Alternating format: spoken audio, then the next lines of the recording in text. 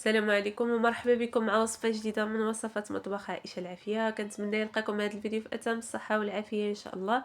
اليوم غادي نحضروا مع بعضنا غاليط او الغريبية ديال العسل اللي كتجي لذيذة بزاف بزاف، سهلة اقتصادية، كتوجد بسرعة وبدون زبدة، كتخرج كمية كثيرة وكتنفع للدوازتي، كتجي رائعة جدا. فواحد الاناء غادي نعمل 3 ديال الحبات ديال البيضات، 2 بيضات كاملين، وبيضه واحده غادي نفصلوا الصفر على البيض، يعني غادي نستعملوا غير البيض ديالها والصفر غادي نحتفظوا به جانبا. غادي نضيف قبيصه ديال الملحه وكاس ديال السكر، واحد الكيس عفوا ديال السكر فاني، وكاس ديال السكر سنيده، وكاس ديال الزيت نباتيه، وغادي نزيد واحد 2 معالق كبارين ديال العسل. كما كتشوفوا اي عسل عندكم تقدروا تستعملوها. صافي غادي نخلط هاد المكونات مع بعضيتهم مزيان تيذوب لي داك السكر وينسجم لي الخليط. من بعد غادي نضيف عليه الدقيق. بالنسبه للكميه ديال الدقيق اللي دخلتني في هذا الخليط تقريبا نص كيلو، يعني 5 ديال الكؤوس ديال العنبه عامرين ديال الدقيق.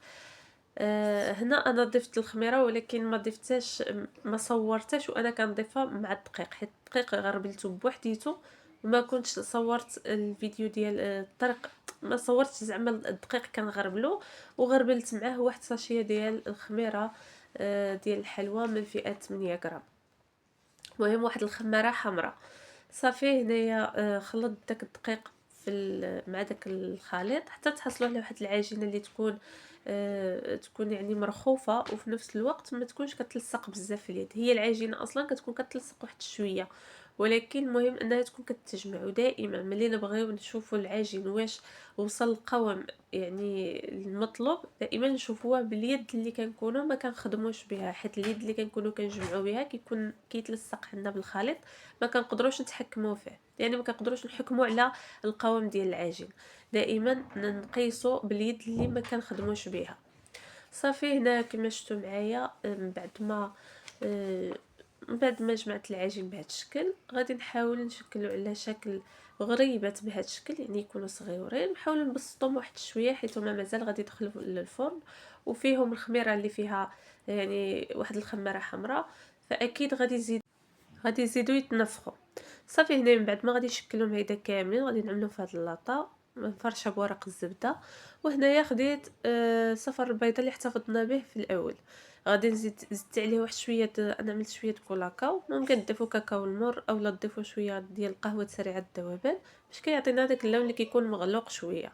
صافي ذوبته معاه شويه ومن بعد غادي ندهن داك الحلوه ديالي كامله بالوجه ديالها بهذا الخليط ديال البيض.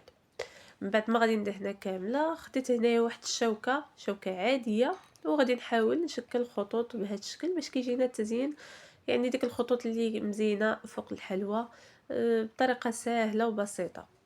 من بعد ما غادي نكملها غادي ندخلها للفرن. في هذه المرحله عندي الفرن شاعل على 180 درجه ساخن من قبل من اسفل والاعلى. كندخلوا اللاطه ديالنا وكنخليوها كطيب. من بعد ما كطيب لنا العافيه تحت منا كنعاودوا نطلعوها الفوق باش كتكمل الطياب ديالها من الفوق. وصافي وهذا هو الشكل النهائي ديال الحلوى ديالنا، كتجي بنينه بزاف، سهله اقتصاديه، كتوجد بسرعه وكتخرج واحد الكميه اللي لا باس بها. كنتمنى فيديو اليوم يكون نال الاعجاب ديالكم. الى عجبكم هذا الفيديو ما تبخلوش عليا بلايكاتكم، بارطاجيو الفيديو مع الاحباب والاصدقاء باش تعم الفائده. واللي كيزور القناه لاول مره ما تنساش انك تشترك في القناه وتفعل زر الجرس باش توصل بجديد الفيديوهات. ودمتم في امان الله وحفظه، الى الملتقى مع وصفه جديده وفيديو جديد، والسلام عليكم ورحمه الله تعالى وبركاته.